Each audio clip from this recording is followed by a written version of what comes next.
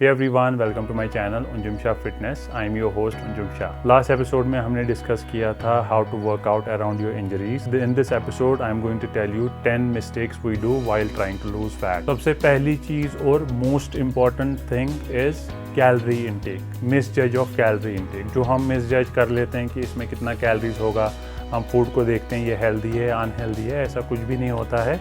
You have to look at food like कि calories कितना है इसमें. तो आपको ऐसे नहीं देखना है कि almonds are healthy, biscuits are unhealthy और शुगर इज़ बैड. आपको कैलोरीज देखना होता है, अकॉर्डिंगली आपको कैलोरीज कैलकुलेट करना है and you have to follow certain number of calories जो आपने सेट की हुई है.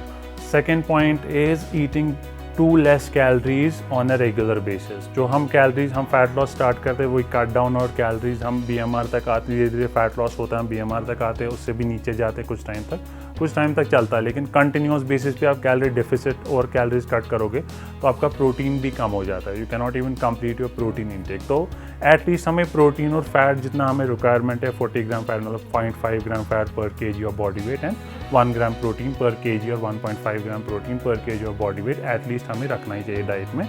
उससे कम कैलोरीज हमें कभी खानी नहीं है और लॉन्ग टर्म जो है BMR से कम नहीं खाना है. हमें हमेशा देखना है कि हाँ BMR से कम हो गया, we are not able to lose fat, उस टाइम पे हम मेंटेनेंस पे कुछ टाइम तक खाएंगे, then will again start our fat losing. और जब तक हम मेंटेनेंस पे खा रहे हैं उस टाइम पे हम अपना स्ट्रेंथ बिल्ड करेंगे, स्ट्रेंथ पे ध्यान देंगे उस टाइम पे. तीसरी मिस्टेक यूजुअली लोग करते हैं, they don't measure food. So हमें क्वान्टिफाइड जो है is the only best way to track your food कि हम कितना खा रहे हैं, कितना कैलोरीज खा रहे हैं. अदरवाइज़ हम किसी भी तरीके से क्वांटिफाई नहीं कर सकते हैं एग्जैक्ट कि हमें कितना कितने कैलोरीज बॉडी में जा रही है.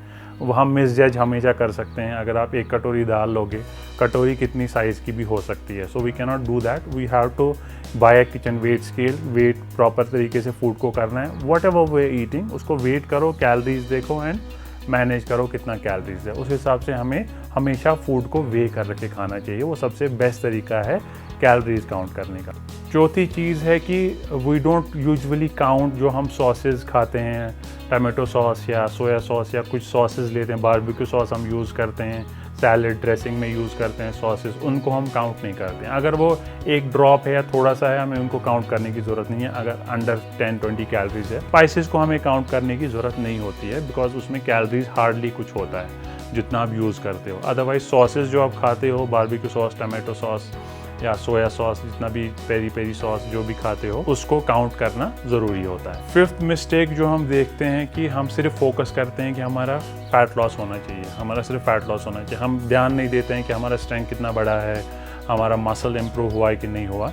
तो इम्पॉर्टेंट थिंग इज़ कि आपको मसल पे भी ध्यान देना होता है कि मसल गेन थोड़ा सा हो जाना चाहिए. आप अगर कोई डाइट कोई अच्छा लाइफस्टाइल फॉलो कर रहे हो, यू शुड एम फॉर कि मेरा मसल मास थोड़ा सा बढ़ना चाहिए. वो कैसे पता चलता है हमें? आपका थोड़ा सा स्ट्रेंथ बढ़ता है, you feel slightly better than before. उस हिसाब से आपको पता चलता है कि आपकी बॉडी में इम्प्रूवमेंट हो रहा है, you have gain some amount of muscle. तो हमें मसल गेनिंग पे भी ध्यान देना होता है. हमेशा कटिंग फेज में नहीं रहना है.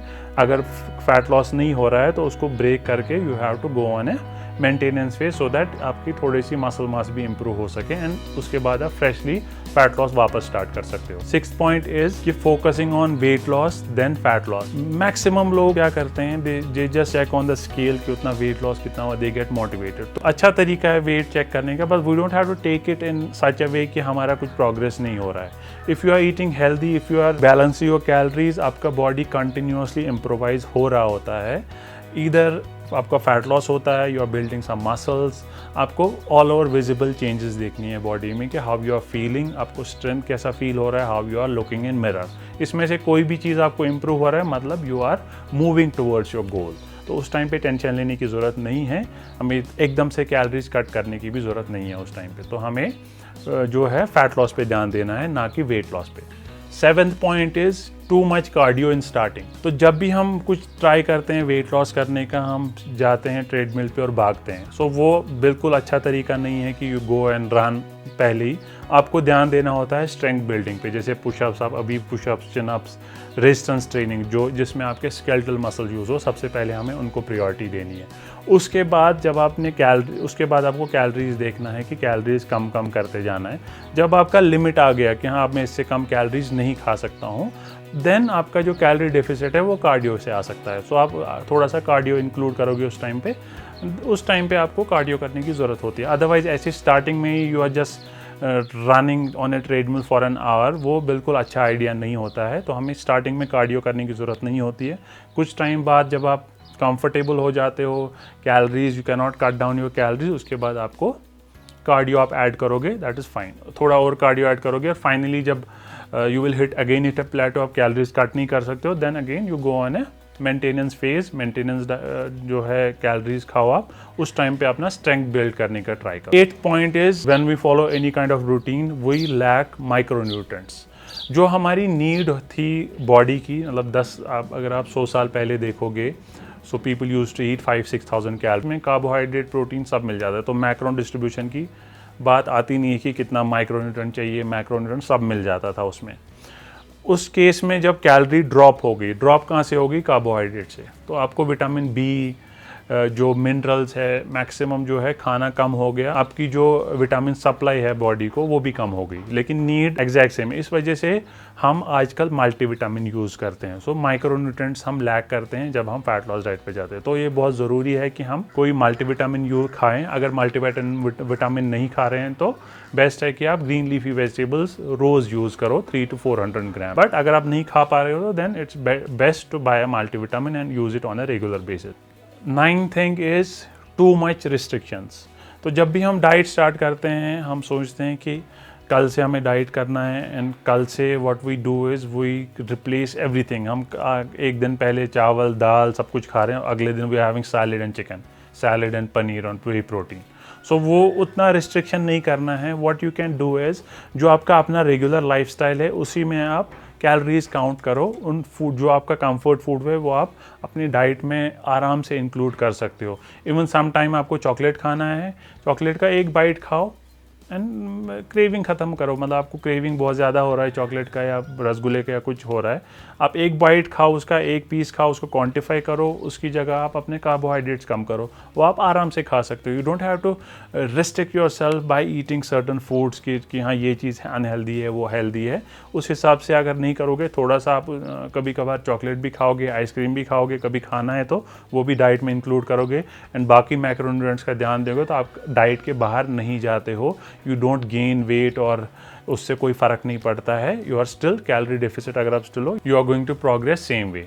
10th and last point is we are looking for quick results. तो हमें क्विक रिजल्ट की तरफ नहीं भागना है, हमें भागना है कि हमें देखना है कि ये डाइट जो मैं फॉलो कर रहा हूँ, इफ़ इट इज़ गुड और नॉट, ये क्वांटिफाइड है, मेरी बॉडी के लिए सूट हो रहा है कि नहीं हो रहा है, हाउ आई एम फीलिंग, मेरा स्ट्रेंथ कैसा है, और इसको मैं आज से 5 साल बाद फॉलो कर सकता हूँ कि नहीं कर सकता हूँ।